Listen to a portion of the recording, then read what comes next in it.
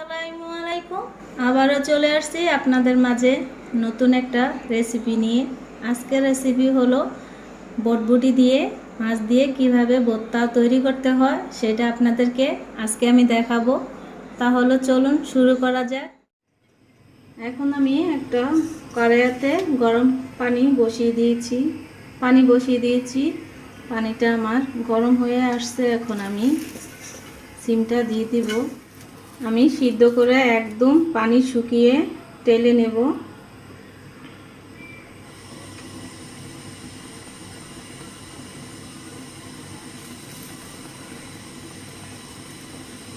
কিভাবে ভর্তাটা আমি তৈরি করব, এভাবে পানিটা শুকিয়ে একটু ভালো করে টেলে নিতে হবে।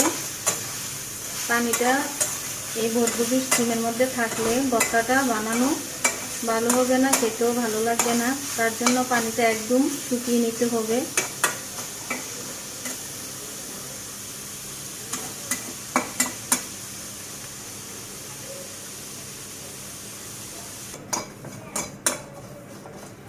এখন আমি কাঁচামরিচটা টেলে নেব।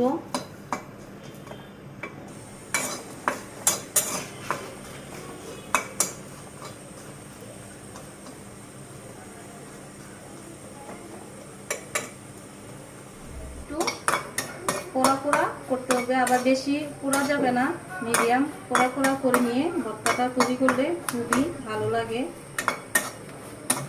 কাঁচা কাঁচা মরিচটা থাকলে ভর্তা করতে ভালো লাগবে না, খেতেও ভালো লাগবে না। এখন আমি মাছটা দিয়ে দিলাম। মাছটা আমি ভালো করে ভেজে নেব। বেশি আবার কড়া ভাজা যাবে না, মিডিয়াম করে ভেজে নেব মাছটা।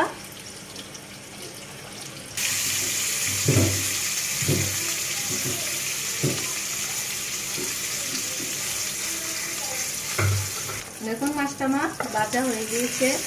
এখন আমি উঠিয়ে ফেলবো। বেটে আপনাকে ভর্তাটা তৈরি করে দেখাচ্ছি।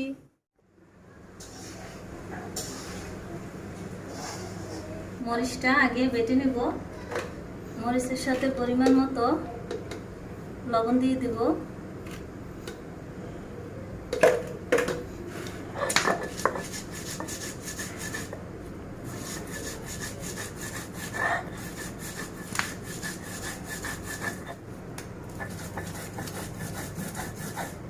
এটা আমি দিয়ে দিলাম।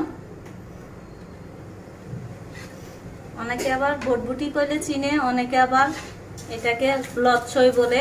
এক এক জায়গায় এক এক ভাষা। এই সিমটা আমাদের এদিকে এটাকে বটবুটি বলে।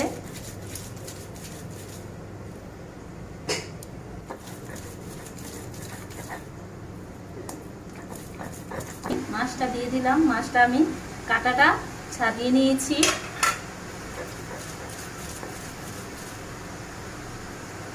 আমি মাছটা রুই মাছ দিয়েছিলাম। আপনারা যে কোনো মাছ পছন্দ মাছ দিয়ে ভর্তাটা তৈরি করতে পারবেন। আমি কাঁচা পেঁয়াজ দিয়ে দিলাম। কাঁচা পেঁয়াজটা আপনারা দিবেন, কারণ এই ভর্তাটা কাঁচা পেঁয়াজ এই ভর্তাটার মধ্যে কাঁচা পেঁয়াজ দিলে বেশি ভালো লাগে। সব ভর্তাতে আবার ভাজা পেঁয়াজ ভালো লাগে না।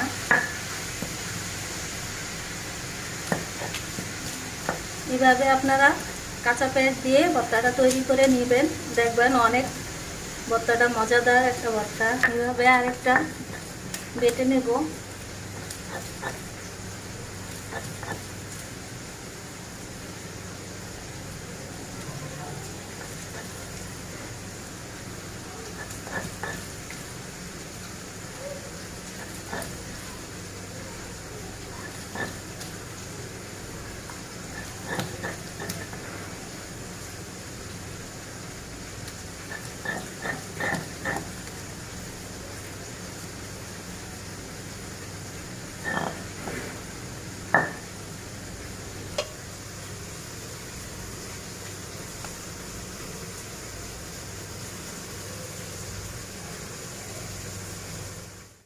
তৈরি হয়ে গেল বটবুটির সিমের ভর্তা।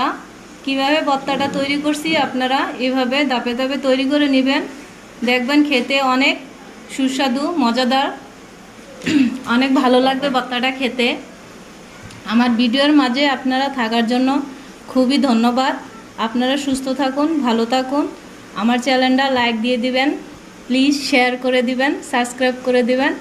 আমার ফেসবুক আকি রেসিপি ফলো করবেন। ভালো থাকেন। আল্লাহ হাফেজ।